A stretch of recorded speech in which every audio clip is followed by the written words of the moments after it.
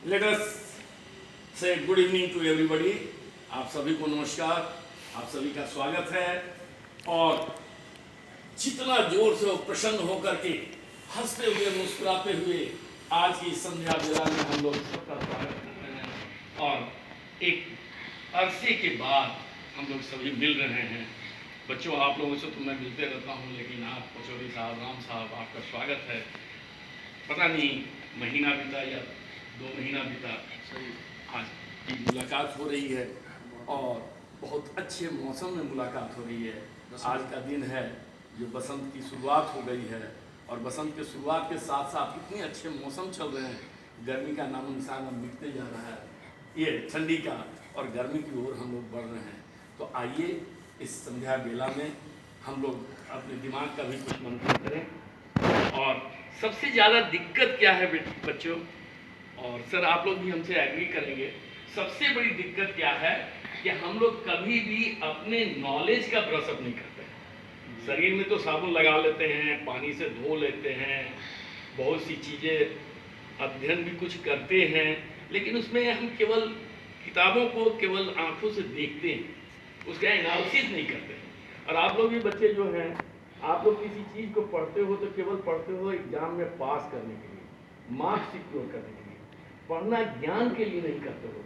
जो आज की स्कूल में, आज के कॉलेज में, आज के माहौल में, आज के पाठशाला में इसकी बहुत कमी हो गई है कि पढ़ाई आखिर क्यों हो। हमारे यहाँ गुरुकुल हुआ करता था और इस गुरुकुल परंपरा को तोड़ा गया जानबूझ करके अंग्रेजों के द्वारा। तुम लोग को जान करके आश्चर्य होगा कि ये गुरुकुल जो था इसमें कहीं कोई एग्जाम नहीं होता। इस गुरुकुल में एक कक्षा से दूसरे कक्षा, मतलब एक स्टैंडर्ड से दूसरे स्टैंडर्ड तक तब तक नहीं होता था जब तक कि आप जिस स्टैंडर्ड में एडमिशन लिए हो उस स्टैंडर्ड को पढ़ाने लायक नहीं हो जाते थे। और इस प्रथा को तोड़ा अंग्रेजों ने, क्योंकि जब आप मैच्योरिटी हासिल करते थे कि जिस क्लास में आप हो, जिस स्टैंडर्ड में हो, उस स्टैंडर्ड की पूरी मैच्योरिटी जब हासिल करते थे तब आगे बढ़ते थे। तो आप हर विषय में, हर ये ट्रेड में, हर कौशल में आप माहिर होते थे। अंग्रेजों ने देखा कि अगर इतनी बड़ी बुद्धि क्षमता वाले लोग रहेंगे तो ये हमारे अधीन आएंगे ही नहीं। तो इसमें एक लॉर्ड मैकेलो को डेप्यूट किया गया इंडिया में कि crush the education system of existing, ये इंडिया का एग्जिस्टिंग जितने भी सिस्टम है इनको क्रश कर दो, क्रश करके इनको बनाओ पाठ्यक्रम वाला केवल एक रट्टू तोता। राम राम बोल रहे हैं तो वो भी राम राम ही बोले, आगे की भाषा न जाने कि राम कौन थे और राम के बाद कौन हुआ, ये सब नहीं जानना है। राम मतलब केवल राम बोलो। आपको एक चीज बता दूं जो कि बहुत लोग शायद नहीं जानते हो, रविंद्रनाथ टैगोर स्कूल से ड्रॉप आउट हुए थे ओनली बिकॉज ऑफ दिस, कि उनको जब शिक्षक बोला कि जो पाठ्यक्रम में लिखा हुआ, जो किताब में लिखा हुआ वही बोलोगे, रविंद्रनाथ ने इस पर अपोज किया, बोला कि इसे नहीं, मैं पाठ्यक्रम को समझ करके अपने लैंग्वेज में बोलूंगा। जिस पर कि टीचर, जो अंग्रेज टीचर था, उसने बर्दाश्त नहीं किया, उनको क्लास से बाहर निकाला और रविंद्रनाथ ने अपना पढ़ाई ही छोड़। तो हमको रट्टू तोता बनाया गया। हमारे गुरुकुल में संस्कृत था, संस्कृत ही लैंग्वेज थी, और आज दुनिया में हम आ रहे हैं, जान रहे हैं कि संस्कृत से अच्छी कोई भाषा ही नहीं। इवन कंप्यूटर जो एडवांस मॉडर्न दुनिया का सबसे बड़ा ऑपरेटर है, सबसे बड़ा इक्विपमेंट है, उसको भी संस्कृत ही अच्छी लग रही है।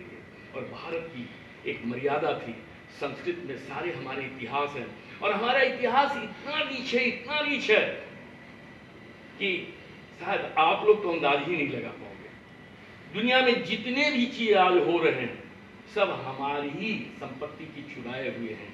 हमारे यहाँ अभी एक बच्चे से बात कर रहे थे, भारद्वाज उसने नाम बताया। भारद्वाज ऋषि जो थे, वो ऋषि एक जमाने में, आज से सदियों पहले, वैदिक काल से भी पहले, उन्होंने विमान की रचना कर ली थी। और नॉट ओनली विमान, उन्होंने पायलट की भी ट्रेनिंग कैसी होगी उसकी भी संरचना की थी। और ताज्जुब करो कि केवल 765 श्लोक में पूरी विमान की संरचना थी, और 32 श्लोक में पायलट का ट्रेनिंग कैसे होगा ये भी था। मात्र इतना संक्षिप्त में, और इसको संक्षिप्त कहिए लैंग्वेज में, लेकिन वो इतना डिटेल था कि 32 श्लोक को पूरा करने में लोगों की नाकों चढ़ चढ़ा दो। हम सीजरियन, जो जूलियस सीजर का नाम देखते हो कि बच्चे का जो डिलीवरी हुआ पेट चीर करके, हमारे ऋषियों के यहाँ पहले से चल रहा है। हमारे यहाँ जो सर्जरी है ये आदि जमाने से चल रहा है। हमारे ऋषि मुनि जो थे वो ऋषि मुनि कहे जाते थे और उसी को पश्चिम में साइंटिस्ट कहते हैं। हमारे ऋषि मुनि जो जाते थे तपस्या करने, वो तपस्या नहीं करते थे, उनका लेबोरेटरी हुआ करता था जंगलों में, लोगों से अलग हट करके, जहाँ जा करके वो लैब में अपना काम करते थे। सो बच्चों, पढ़ना, पठन पाठन जरूरी हो। अपने शब्दों में चीज़ों का उत्तर दिया कीजिए। जो आप पढ़ते हैं उस पढ़ने में कहीं ना कहीं दिमाग का इस्तेमाल कीजिए। दिमाग में मंथन करना है, मंथन करके जो चर्निंग करने के बाद जो रस निकले वो आपका ज्ञान होता है। दो चीज होता है, सुनना और श्रवण, हियर एंड लिसन। इंग्लिश में भी दो वर्ड है। हियर का मतलब ही सुनना होता है, लिसन का मतलब भी सुनना होता है। सुनने का मतलब ही सुनना है, श्रवण का भी मतलब सुनना है, लेकिन दोनों में अंतर है बेटा। सुनना का मतलब अगर मेरी समझ से आइए तो इस कान में आया, इस कान से डायरेक्ट कनेक्शन, यही है हियर। मतलब without any concentration, without any attention, without mentally presence, हम फिजिकली प्रेजेंट हैं, कुछ चल रहा है, कान में आ रही है, जा रही है। लिसन का मतलब है हियर विथ अटेंशन। श्रवण का मतलब है ध्यान पूर्वक सुनना। तो उसमें ध्यान पूर्वक सुनने का मतलब आपका जो चारों तरफ दिमाग दौड़ रहा है, आपके विचारों का मंथन दिमाग में चल रहा है, वो विचार एक जगह इकट्ठी हो जाए, कॉन्सेंट्रेट हो जाए, फोकस कर ले। आप लोग देखें होंगे मैग्नीफाइंग ग्लास को सूर्य के सामने रखेंगे, नीचे उसके कोई भी कागज वगैरह रखेंगे, आग लग जाएगा। ऐसे सूर्य की धूप से आग नहीं लग रही है, लेकिन मैग्नीफाइंग क्या करता है, उस किरण को कंसंट्रेट कर देता है एक पॉइंट पर, और कंसंट्रेट जब करता है तो उस फोकस पर आग लग जाती है। तो जब इतनी इस एनर्जी की, जिसका ताप हम बर्दाश्त कर ले रहे हैं, उस ताप को कंसंट्रेशन करने में जब आग लग जाती है, तो आपका विशाल मस्तिष्क जब कंसंट्रेट करेगा तो क्या नहीं आप पार पाएंगे, क्या नहीं आप पार पा लीजिएगा। आप हर उस चीज को अचीव कर लीजिएगा जिस चीज के लिए आप आज पश्चिम की तरफ मुंह करके बैठे हुए हैं कि वहां से कुछ मिले, नॉलेज तो हम गेन करें। आज भी आप अपने किसी भी प्रमाणिकता पर पश्चिम का जब तक ठप्पा नहीं लगता है तब तक उसको मानने को तैयार नहीं होते हैं। हमारा लाख कह दे हमारा वेद पुराण, लेकिन हम मानते नहीं हैं जब तक कि नासा का ठप्पा न लग जाए। तो हमारे क्या करना है, हमको अपनी बुद्धि का हमेशा ब्रशअप करते रहना है। ब्रशअप कैसे करना है, आइए इसमें एक छोटी सी कहानी बताते हैं। एक वुड कटर एक फर्म में काम करता था। वो वुड कटर अपना दिन भर में 5-6 पेड़ काटता था और उसको पारिश्रमिक मिलता था। मैनेजमेंट जो है उसके फर्म की बार बार उससे अनुशंसा कर रही है, रिक्वेस्ट कर रही है कि जेंटलमैन प्रोडक्शन बढ़ाओ, लेकिन वो रात दिन मेहनत करके, ऐसा भी नहीं था कि वो बैठा रहता था, मेहनत खूब करता था, परिश्रम लगाए रहता था, पसीना पोंछते रहता था, यहाँ तक कि बेचारे को खाने का भी ठीक से टाइम नहीं मिलता था, लेकिन उसकी संख्या जो थी वृक्ष की बढ़ती नहीं, कटाई उतनी ही की उतनी आउटपुट रहती थी। कंपनी के लोगों ने थक हार करके एक दूसरे आदमी को नियुक्त किया। सबसे बड़ी बात क्या दिखाई दी कि वो आदमी जो 4-5 लोग ये जो वृक्ष काटते थे उसकी संख्या बढ़ना शुरू हो गई। वो साल भर में ही दूना वृक्ष काटने लगा। इनके 5 से ये 5 काटते थे, वो 10 काटने लगा, और कंपनी ने उस आदमी को प्रमोशन भी दे दिया। अब जो पहला व्यक्ति था, इसको लगा कुछ चिढ़ लगी कि भाई मैं इतने दिनों से नौकरी कर रहा हूं, मेरा प्रमोशन नहीं हुआ, ये नया व्यक्ति आया, इसका प्रमोशन कैसे हो गया। अब चिढ़ करके उसने सोचा कि या तो मैं नौकरी छोड़ दूं या चलूं अपने बॉस के पास कंप्लेंट करूं। गया बॉस के पास, बोला कि हमको ये बताइए, मैं इतने सालों से कर रहा हूं और मेरा प्रमोशन नहीं हुआ और इस नए लड़के को आपने प्रमोशन दे दिया। मैनेजर कुछ देर तक सोचते रहा, बोला कि सर सुनो, आपसे बहुत रिक्वेस्ट किया गया कि आप प्रोडक्शन बढ़ाओ, लेकिन आप तो प्रोडक्शन बढ़ा नहीं पाए।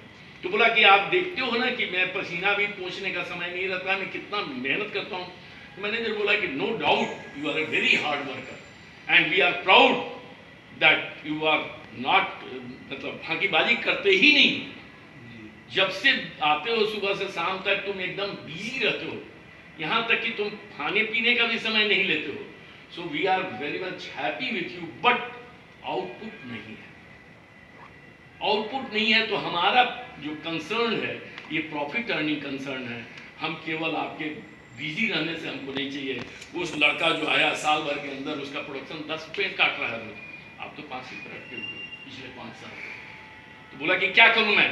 तो बोला कि जाओ उसी लड़के से पूछो कि क्या करना है। गया, बोला कि भैया तुम अभी नए नए इस कंपनी में आए हो, मैं इतने सालों से काम कर रहा हूँ लेकिन मेरा प्रमोशन नहीं हुआ, तुम आते आते साल भर में ही प्रमोशन पा गए, क्या बात है? तो उसने बोला कि 5 मिनट बैठो मेरे साथ। 5 मिनट दोनों बैठ गए और उसने जो कुल्हाड़ी था उसको थोड़ा सा रगड़ना शुरू किया और दोनों चाय पीने लगे। उसके बाद चाय वो पी करके बोला कि तुमको समझ में आई क्या करना होगा? बोला नहीं।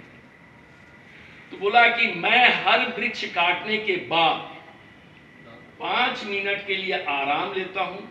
इस आराम करने के वक्त में मैं कुल्हाड़ी का धार तेज करता हूं, मेरे को भी आराम मिल जाती है और कुल्हाड़ी की धार भी तेज हो जाती है, जिससे कि मेरी इफिशियंसी बढ़ रही है।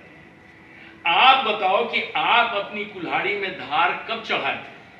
तभी सोचने लगा, बोला कि नहीं, हम तो जब से नौकरी कर रहे हैं उसी कुल्हाड़ी के लिए। तो बोला कि तब फिर पूछ क्या रहा?